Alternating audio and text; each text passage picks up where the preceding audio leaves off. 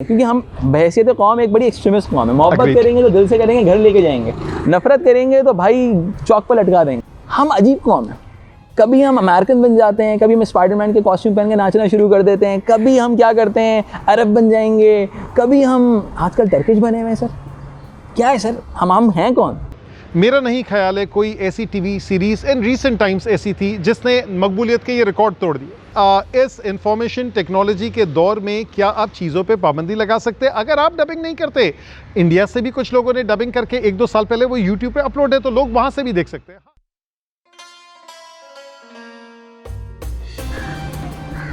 अस्सलाम वालेकुम, मुझे अब्दुल्ला शामीर कहते हैं और सिलसिला है बात निकलेगी तो।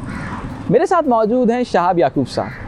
इस सिलसिले में हम बहुत सारे ऐसे मौज़ूआत पे बात करेंगे जिस पे बहुत से लोगों ने बात की, लेकिन हम अपने ख़यालात आपके साथ शेयर करना चाहते हैं और इसी सिलसिले को आगे बढ़ाते हैं। और सर आपसे एक सवाल है, सर आपने एर्तुगरुल देखा है? अब्दुल्ला माइंड नहीं कीजिएगा, मैं इसका प्रोनाउंसिएशन सही कर दूंगा। It's Ertugrul. एर्तुगरुल, ग्रेट, बिल्कुल sir, thank you so much. अच्छा सर, ये एर्तुगरुल देखा है आपने? एक बात बताएं। अल्हम्दुलिल्लाह सारी की सारी 450 किस्तें नेटफ्लिक्स पे देख लिए। सर कैसे सर, इतनी सारी किस्तें, इतना सारा टाइम? मैं नेटफ्लिक्स मैंने अकाउंट लिया हुआ था, लेकिन मैं इतना नहीं देख रहा था। लेकिन कहीं से मैंने पहली किस्त देखी और I was hook to it. यानी इतनी नेचुरल अदाकारी, सारा कुछ, यानी मुझे मज़ा आ गया। और वो भी सबटाइटल्स पढ़ना और ओरिजिनल टर्किश सुनना बेहतरीन। सर ऐसे तो एक बात एक साहब ने कही, बड़ी इंपॉर्टेंट बात है। वो कह रहे थे कि हम अजीब कौम है। कभी हम अमेरिकन बन जाते हैं, कभी हम स्पाइडरमैन के कॉस्ट्यूम पहन के नाचना शुरू कर देते हैं, कभी हम क्या करते हैं अरब बन जाएंगे, कभी हम आजकल टर्किश बने हुए हैं। सर क्या है सर, हम हैं कौन? क्या बहुत सारे लोगों का कहना है हमें सिंधी होना चाहिए, हमें पंजाबी होना चाहिए, हमें पठान होना चाहिए, हमें बलोच होना चाहिए। हम ये टर्किश, अरब्स और अमेरिकन क्यों घूम रहे हैं सर? इसके मैं आपको 2 जवाब देता हूँ, जो आपको पसंद हो वो आप ले लें। नंबर 1, ग्लोबलाइजेशन का दौर है, हर कल्चर के बारे में मालूम होना चाहिए।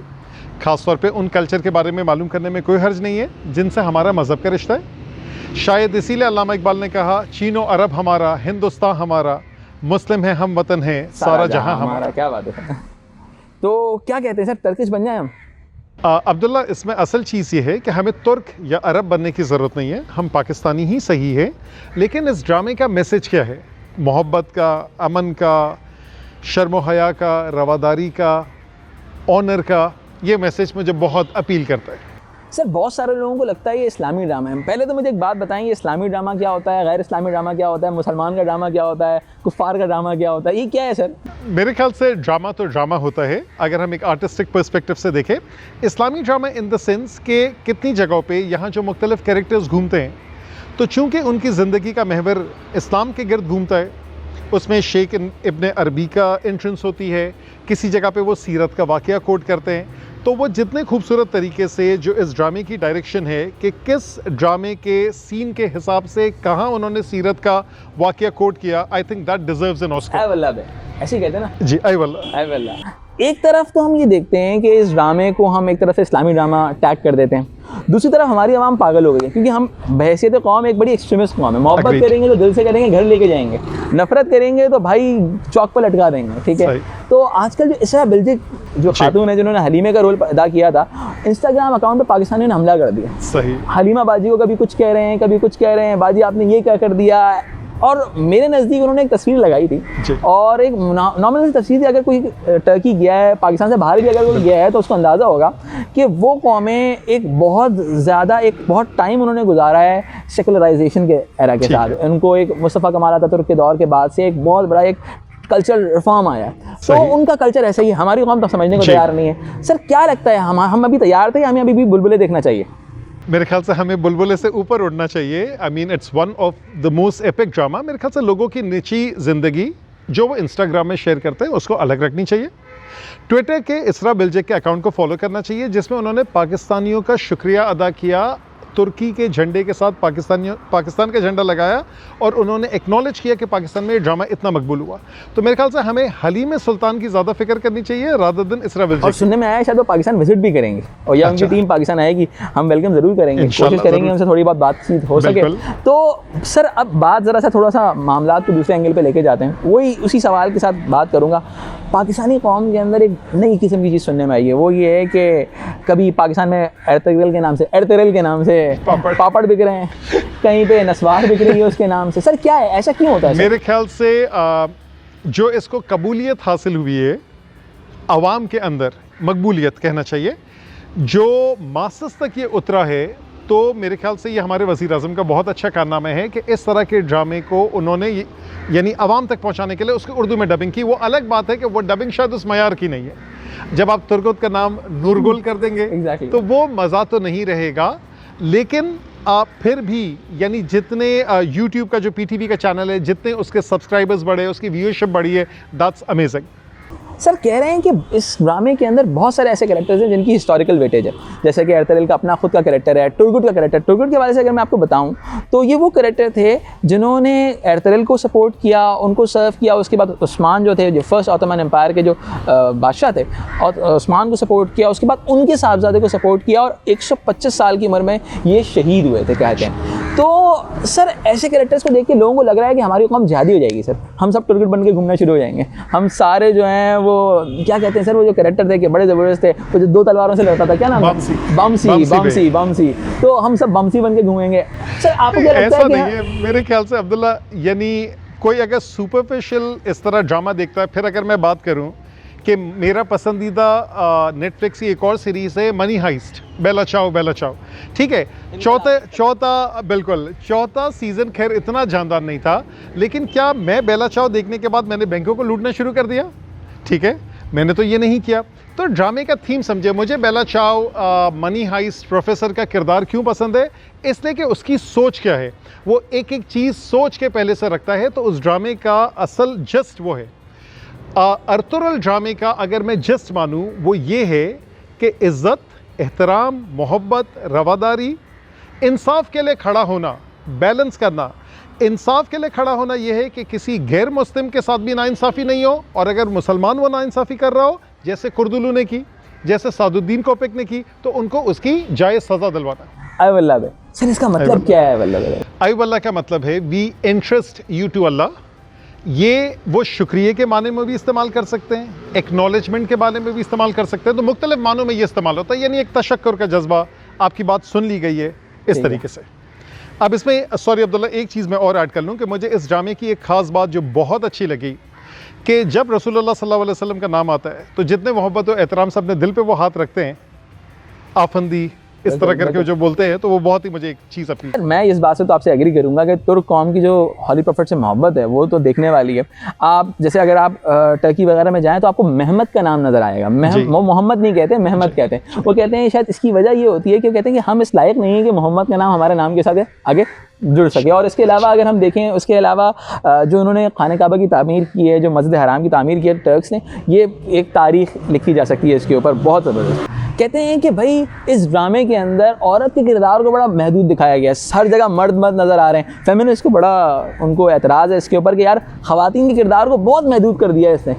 मर्द लड़ भी रहे हैं, बादशाह भी मर्द हैं, हर कोई मर्द है यार। ये ख़वातीन का क्या, ख़वातीन घर पे काम कर रही हैं, ये वो आपका कपड़े बना रही हैं, वो कालीन बना रही हैं। सर ये तो उनको एतराज़ उनका जायज़ लगता है सर। मेरे ख्याल से यहाँ अब्दुल्ला फिर बात वही आएगी कि उनका था तो एक कबायली माशरा, जैसे आज भी हमारे 70% आबादी जो गांव में रहती है, तो वहाँ पर ख़वातीन जो है वो मर्दों का हाथ बटाती है खेतों के अंदर। ऐसा नहीं है कि वो घर में बैठे हुए सिर्फ नेटफ्लिक्स देख रही हो या नेट सर्फ कर रही हो।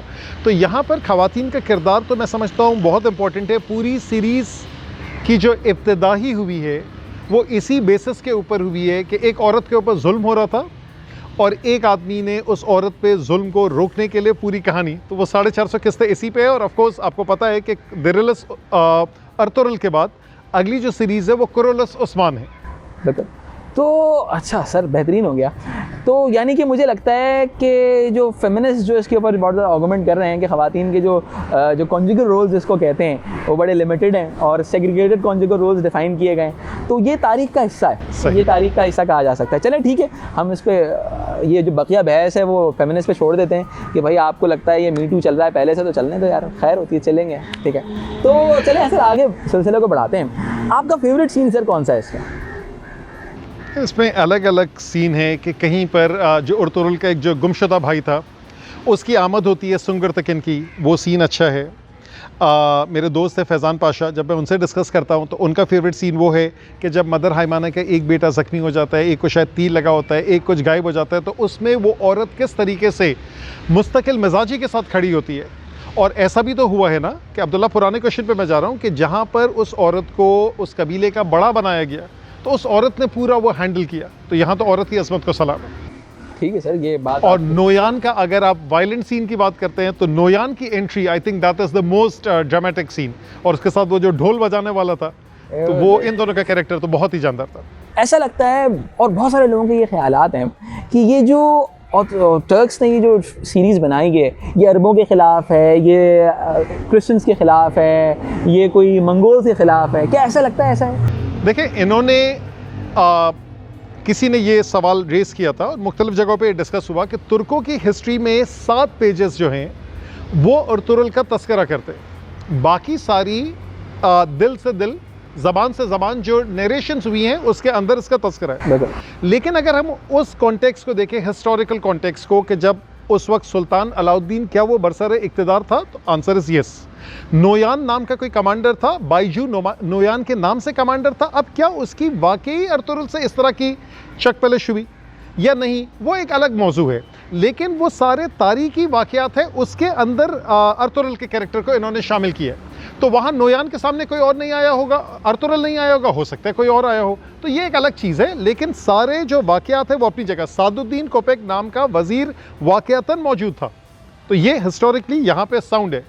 सर, यानी कि एक बात तो हकीकत है ना कि जिस तरह वक्त आगे बढ़ता रहता है और वक्त की धूल जो होती है तारीख़ के औराक को, उसके अल्फाज को, उसके वाक़यात को तब्दील कर देती है। तो क्या ऐसा नहीं लगता कि इस ड्रामा सीरियल के थ्रू भी इन्होंने तारीख़ को बदलने की कोशिश की?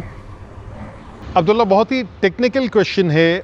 मुझे नहीं पता कि जैसे इनके वज़ीर आज़म है, मेरे ख्याल से ये उनका मीडिया प्रोजेक्ट था। Exactly. और एक ड्रामे को 163 मुल्कों में जो मकबूलियत हासिल हुई, मेरा नहीं ख्याल है कोई ऐसी TV series in recent times ऐसी थी जिसने मकबूलियत के ये रिकॉर्ड तोड़ दिए। इसके अंदर क्यों ये मकबूलियत हासिल हुई कि लोगों ने, मज़लूम अक़वाम ने ये जाना गोया ये हमारे दिल की आवाज़ है। उनको ये अच्छा महसूस हुआ कि यार कोई ऐसा ड्रामा भी है जिसमें sex, drugs and rock and roll नहीं है। इसमें यह है कि बात हो रही है अच्छे प्रिंसिपल्स की। उसके लिए एक आदमी खड़ा होता है, वो कहता है कि मैं एक अकेला सोल्जर हूँ, कोई मसला नहीं, मुझे सुल्तान बनने से बेहतर है कि मैं एक अकेला सोल्जर हूँ मगर हक़ के रास्ते में हूँ। कहीं शेख इब्न अरबी का तस्करा होता है कि वो उनको सीरत से और कुरान के वाक़यात से वो हवाला देते हैं। तो मुझे तो यानी इसके अंदर ना शिद्दत पसंदी नज़र आई, मुझे इसके अंदर इंसाफ नज़र आया, मुझे बैलेंस नज़र आया कि मज़लूमों की किस तरीके से हिमायत की जाती है। यानी मुझे जो फ़िल्में पसंद है वो इस टाइप की थी, जैसे मैंने ब्रेव हार्ट देखी थी कि स्कॉटिश एक लीडर है, एक फ्रीडम फाइटर है, वो खड़ा हुआ ब्रिटिश के ख़िलाफ़। लास्ट ऑफ द मोहिकन्स देखी। तो मुझे इस तरह की, इस जॉनरे की फ़िल्में पसंद है, इससे शायद मुझे ड्रामा बहुत ज़्यादा अपील किया। लेकिन सर एक बात है, एक बड़े मज़े की बात आपसे कहूँ, बहुत सारे लोगों ने जिन्होंने ज़िंदगी भर कौन सी फिल्में बनाई, उन्होंने एक डंडा हाथ में रखा, बड़ी बड़ी मूँछें की और सामने खातून डांस कर रही हैं, ये उनका कंट्रीब्यूशन है फिल्म इंडस्ट्री के हवाले से। फिर आखिर में जाके उन्होंने थोड़ी बहुत बेहतर फिल्में भी बनाई, लेकिन उनको लगता है कि पाकिस्तान के अंदर अर्तुगरुल को उर्दू डबिंग के साथ शेयर नहीं होना चाहिए। आपको क्या लगता है कि उनकी सोच सही है? मैं आपका इशारा समझ गया हूँ, लेकिन मेरे ख्याल से उर्दू डबिंग के साथ डबिंग की क्वालिटी बेहतर होनी चाहिए।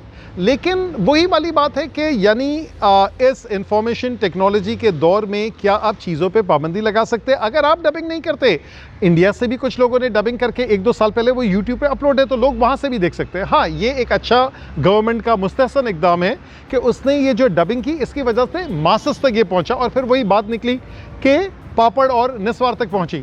लेकिन मेरे ख्याल से ये छोटी सोच की अक्कासी करता है कि आप बेशक हम अपने हीरोज़ पे भी बनाएं, हमारे अपने जो मुग़ल हीरोज़ थे और इस्लामिक हीरोज़ थे, इस रीजन के जो हीरोज़ थे उनके ऊपर बनाए, 1857 के ऊपर बनाए, किसी ने पाबंदी थोड़ी लगाई।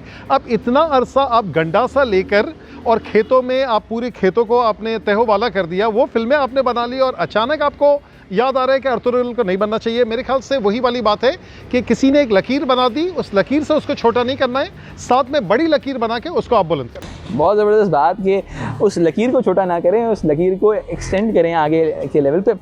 तो बात दरअसल यही है कि हमें चीज़ों को नज़रियाती तौर पे नहीं, हमें उसको as a piece of art देखना चाहिए। Agreed. शायद उसको as a piece of art देखने के बाद हम थोड़े ठंडे हो जाएं, और मुझे लगता है कि कम से कम कुछ फ़ायदा हो ना हो, इस सीरीज़ का एक फ़ायदा हो जाएगा पाकिस्तान में ऑन एयर होने से, कि टर्की के वीज़ा आराम से लग जाएंगे। वैसे भी लग जाते हैं, अब भी लग जाएंगे थोड़ा, कुछ कंट्रीज हैं। जो हमारी फिल्मों ड्रामों का मयार जो है वो बुलंद होगा। सिर्फ ये नहीं कि वही घिसे फटे जो ड्रामे होते हैं, घिसे पिटी थीम होती है, सिर्फ उस पर नहीं बनेंगे, उसके अलावा भी यानी थीम्स ब्रॉडन होंगे, कंपटीशन डेवलप होने के चांसेस बिल्कुल है। कहते हैं कि बात निकलेगी तो बहुत दूर तक जाएगी। तो आज का सिलसिला यहीं तक था और हमने बात की एयरटेल के हवाले से। मुझे उम्मीद है आप लोगों को अच्छा लगा होगा, और अगर अच्छा लगा है तो अपने कमेंट सेक्शन में ज़रूर बताइएगा। अपना बहुत ख्याल रखें। अल्लाह हाफ़िज़।